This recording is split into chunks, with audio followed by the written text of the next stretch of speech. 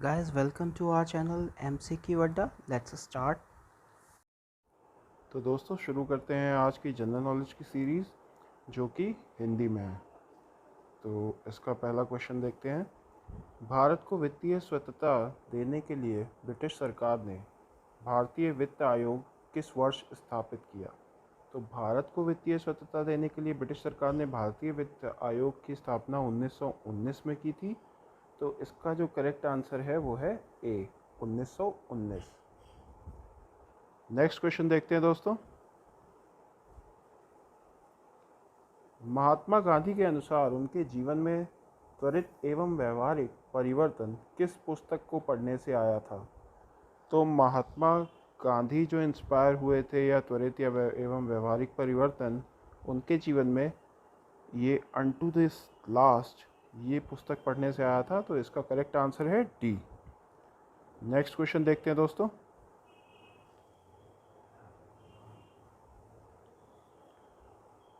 श्रीरंगपट्टनम में tree of liberty स्वतंत्रता का पेड़ का पौधारोपण किसने किया था?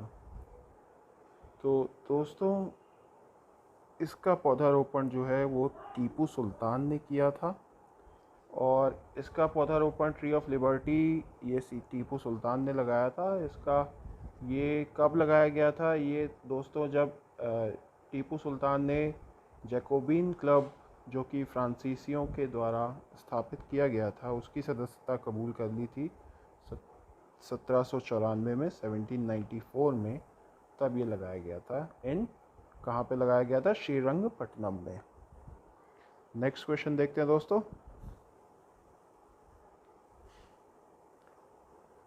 नील की खेती करने वाले किसानों की सहायता करने के लिए गांधी जी को चंपारण चलने के लिए किसने राजी किया? तो गांधी जी को राजी करने के लिए, चंपारण जाने के लिए राजी करने के लिए ये जो किसने राजी किया था? इन्होंने राजी किया था, ये राजकुमार शुक्ल ने। तो इसका करेक्ट आंसर है सी। और ये चंपारण सत्याग्रह कब हुआ था? ये हुआ था 1917 में। नेक्स्ट क्वेश्चन देखते हैं दोस्तों।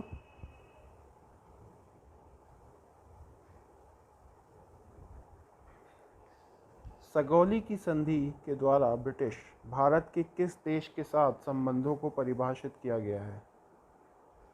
तो दोस्तों सगौली की संधि जो हुई थी वो नेपाल के साथ हुई थी। और तो इसका करेक्ट आंसर है डी।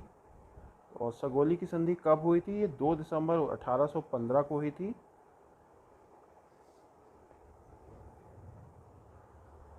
नेक्स्ट क्वेश्चन देखते हैं दोस्तों। SNDT महिला विश्वविद्यालय, पहला महिला विश्वविद्यालय किस स्थान पर स्थापित किया गया था? तो दोस्तों ये SNDT महिला विश्वविद्यालय ये पुणे में है। तो इसका करेक्ट आंसर है सी। इसको पुणे में स्थापित किया गया था। और ये कब स्थापित किया गया था? ये 1916 में स्थापित किया गया था। तो नेक्स्ट क्वेश्चन देखते हैं दोस्तों। 1885 में भारतीय राष्ट्र कांग्रेस के पहले अधिवेशन की अध्यक्षता किसने की थी? तो दोस्तों कांग्रेस के पहले अधिवेशन की अध्यक्षता 1885 में ये वोमेश चंद्र बैनर्जी ने की थी। तो इसका करेक्ट आंसर है ए। नेक्स्ट क्वेश्चन देखते हैं दोस्तों।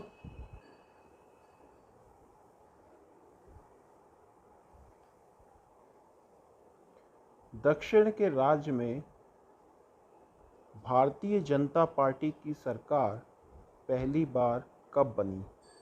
तो दक्षिण के राज्य में दोस्तों भारतीय जनता पार्टी की पहली सरकार जो है वो 2008 में बनी थी। तो इसका करेक्ट आंसर है सी, 2008 में। और ये सरकार किस राज्य में बनी थी? तो ये सरकार कर्नाटक में बनी थी। नेक्स्ट क्वेश्चन की तरफ चलते हैं। निम्नलिखित में से किस भारतीय अर्धसैनिक बल की स्थापना गुरिल्ला रणनीति से युद्ध लड़ने के लिए की गई थी?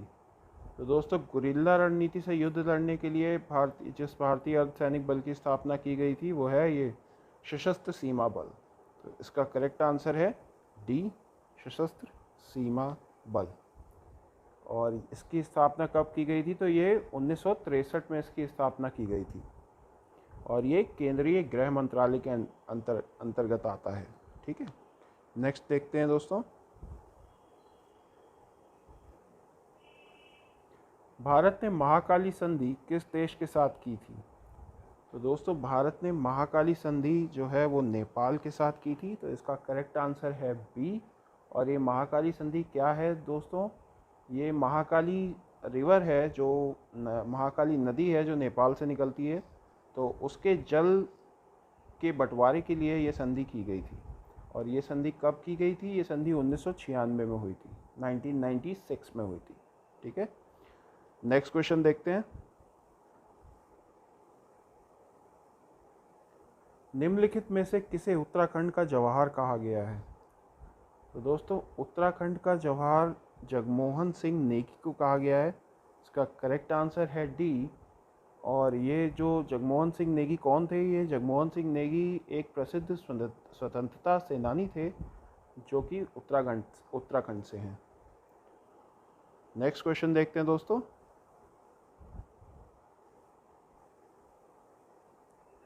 राष्ट्रीय विज्ञान इंस्टीट्यूट का नाम बदलकर भारतीय विज्ञान अकादमी कब रखा गया? तो राष्ट्रीय विज्ञान इंस्टीट्यूट का नाम बदलकर भारतीय विज्ञान अकादमी ये 1970 में रखा गया। इसका करेक्ट आंसर है सी। नेक्स्ट क्वेश्चन देखते हैं दोस्तों।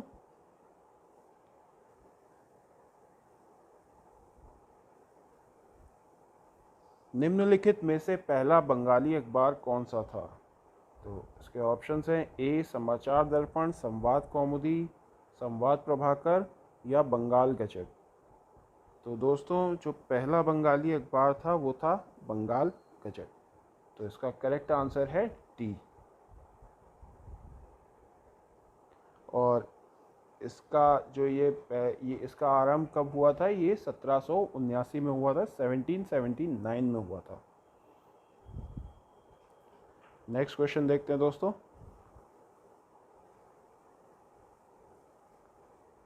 कश्मीर को 75 लाख रुपए में ईस्ट इंडिया कंपनी से किसने खरीदा और जम्मू कश्मीर के महाराज की उपाधि भी धारण की? तो दोस्तों ये इसका करेक्ट आंसर जो है वो है गुलाब सिंह, सी। नेक्स्ट क्वेश्चन देखते हैं दोस्तों। तो नेक्स्ट क्वेश्चन है डच का पहला बेड़ा भारत कब पहुंचा? तो डच का पहला बेड़ा जो भारत पहुंचा था वो 1595 में पहुंचा था। तो इसका करेक्ट आंसर है डी। तो ये 1595 से लेकर डच भारत में 1825 तक रहे। और सबसे पहले ये कहाँ पर आए थे भारत में? तो ये पुलिकट में आए थे। नेक्स्ट क्वेश्चन देखते हैं दोस्तों। प्रत्येक वर्ष भारत और पाकिस्तान किस महीने अपने परमाणु ठिकानों की लिस्ट एक दूसरे से साझा करते हैं? तो दोस्तों भारत और पाकिस्तान अपने परमाणु ठिकानों की लिस्ट एक दूसरे से साझा करते हैं। और ये कब करते हैं दोस्तों? ये जनवरी के महीने में करते हैं, या कह सकते हैं कि 1 जनवरी को ही करते हैं। तो इसका करेक्ट आंसर है ए। और ऐसी जो संधि हुई थी भारत और पाकिस्तान के बीच में, ये 31 दिसंबर 1988 को हुई थी, जिसको परमाणु अप्रसार संधि भी कहा जाता है। और इसमें ये था कि हर जनवरी को, मतलब हर वर्ष जनवरी में भारत और पाकिस्तान अपने परमाणु ठिकानों की सूची एक दूसरे के साथ साझा करेंगे। तो नेक्स्ट क्वेश्चन देखते हैं दोस्तों। बिहार विद्यापीठ का संस्थापक कौन था?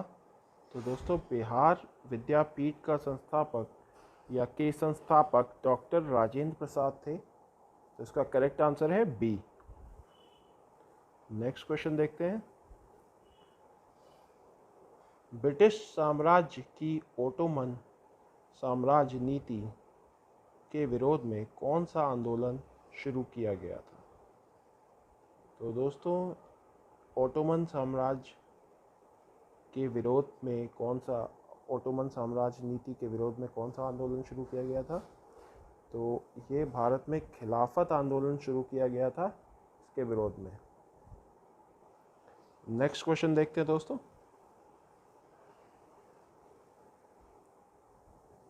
निम्नलिखित में से किसने प्रेस के ऊपर सेंसरशिप लगाई? तो इनमें से किसने प्रेस के ऊपर सेंसरशिप लगाई थी?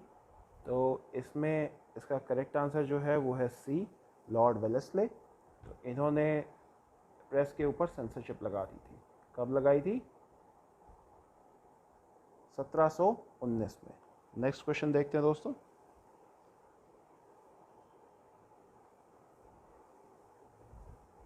प्रथम विश्व युद्ध के प्रभाव से भारतीय समाज के कौन से दो वर्ग राष्ट्रीय आंदोलन में जुड़े थे? तो प्रथम विश्व युद्ध के प्रभाव से भारतीय समाज के जो दो वर्ग आपस में जुड़ गए थे या राष्ट्रीय आंदोलन में जुड़ गए थे, वो थे किसान और व्यापारी। तो इसका करेक्ट आंसर है बी। नेक्स्ट क्वेश्चन देखते हैं दोस्तों। निम्नलिखित में से कौन सी घटना 1857 के विद्रोह का परिणाम नहीं था? इसके ऑप्शंस देख लेते हैं। भारत में यूरोपीय सैनिकों की संख्या बढ़ाई गई। बी, व्यवगत का सिद्धांत। सिपाहियों के विभिन्न वर्गों का मिश्रण किया गया। हिंदुओं और मुस्लिमों का तुष्टीकरण। तो दोस्तों इसका जो करेक्ट आंसर है वो है डी, हिंदुओं और मुस्लिमों का तुष्टीकरण, क्योंकि ये 1857 की क्रांति के बाद तुरंत नहीं हुआ था।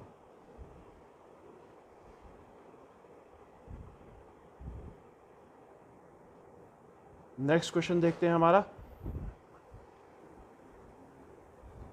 निम्नलिखित में से किस सिख गुरु ने अन्य सिख गुरुओं की कृतियों को एकत्रित करके पाद्यांश के रूप में इसका संकलन किया? तो ये किसने किया था दोस्तों? तो ये गुरु अर्जुन देव जी ने किया था। इसका करेक्ट आंसर जो है वो है सी, गुरु अर्जुन देव। तो ये गुरु अर्जुन देव कौन थे? ये गुरु अर्जुन देव सिख धर्म के 5वें गुरु थे और इन्होंने सारे सिख गुरुओं की कृतियों को एकत्रित करके पाद्यांश के रूप में संकलन किया और उसको आदि ग्रंथ भी कहा जाता है। नेक्स्ट क्वेश्चन देखते हैं दोस्तों।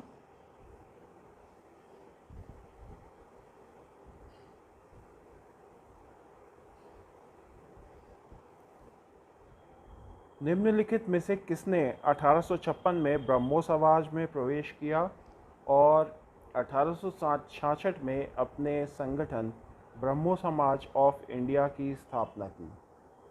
तो ऐसा किसने किया था? तो ये जो ब्रह्मो समाज ऑफ इंडिया की स्थापना केशव चंद्र सेन ने की थी। तो इसका जो करेक्ट आंसर है वो है बी, केशव चंद्र सेन। इन्होंने 1856 में ब्रह्मो समाज में प्रवेश किया और 1866 में ब्रह्मो समाज को छोड़कर अपना एक संगठन बनाया जिसका नाम था ब्रह्मो समाज ऑफ इंडिया। तो नेक्स्ट क्वेश्चन देखते हैं दोस्तों।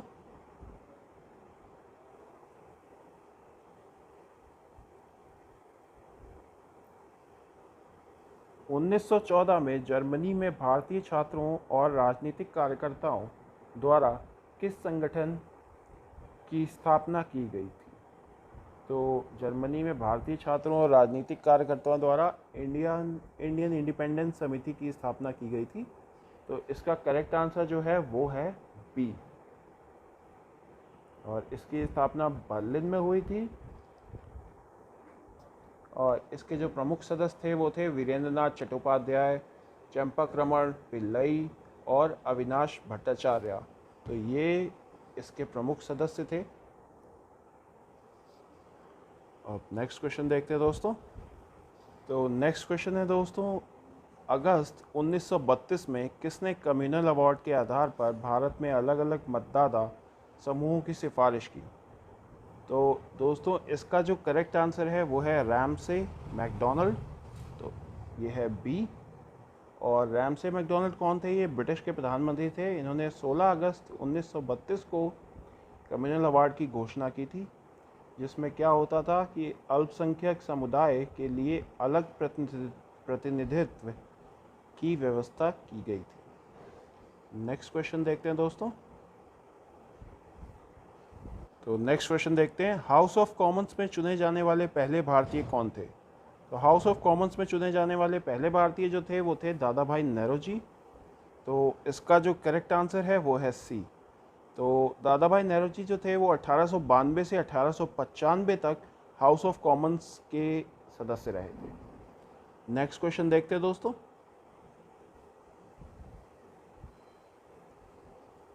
नेक्स्ट क्वेश्चन हमारा है, बंगाल का विभाजन कब रद्द किया गया? तो बंगाल का विभाजन जो है वो 1911 में रद्द किया गया था। तो इसका करेक्ट आंसर है सी, 1911।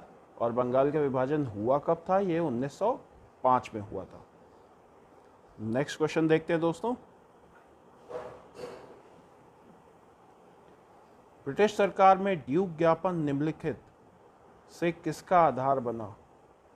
तो ड्यूक ज्ञापन क्या था या किसका आधार था?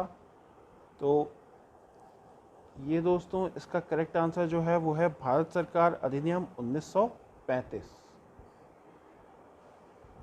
तो ये ड्यूक ज्ञापन क्या है दोस्तों? ये ड्यूक ज्ञापन का संबंध जो है वो सर विलियम ड्यूक से था। वे क्या थे? वो गोल मेज के समूह के सदस्य थे, राउंड टेबल कॉन्फ्रेंस के सदस्य थे वो विलियम ड्यूक। उनकी बनाई गई स्कीम मॉन्टेग्यू चेम्सफोर्ड रिफॉर्म या सुधार का आधार बनी थी। ठीक है, नेक्स्ट क्वेश्चन देखते हैं दोस्तों, निम्नलिखित में से किस अधिनियम के द्वारा भारत में पहली बार लोक सेवा आयोग की व्यवस्था की गई थी? तो किस अधिनियम के द्वारा लोक सेवा आयोग की व्यवस्था की गई थी?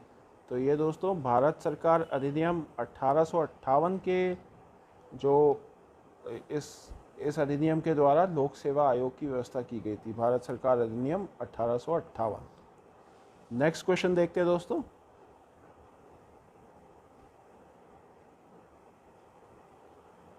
जहांगीर ने किस वर्ष ईस्ट इंडिया कंपनी के साथ व्यापारिक संबंध स्थापित करने के लिए चार्टर जारी किया था?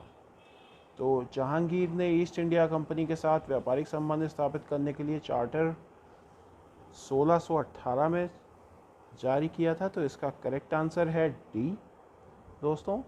और ये इसमें जब इनका संबंध स्थापित हुआ, जब व्यापारिक संबंध स्थापित किए गए, जहांगीर ने जब इसको परमिशन दे दी ईस्ट इंडिया कंपनी को, तो इन्होंने अपने पहला जो कारखाना था वो सूरत में डाला।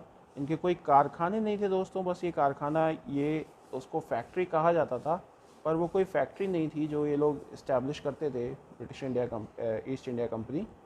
वहाँ पर क्या होता था, वो खाली ट्रेडिंग करते थे, यहाँ से सामान उठाकर और अपनी फैक्ट्रियों में इकट्ठा करते थे। वहाँ से ये फैक्ट्रियाँ जो होती थी वो पोर्ट के किनारे ही होती थी।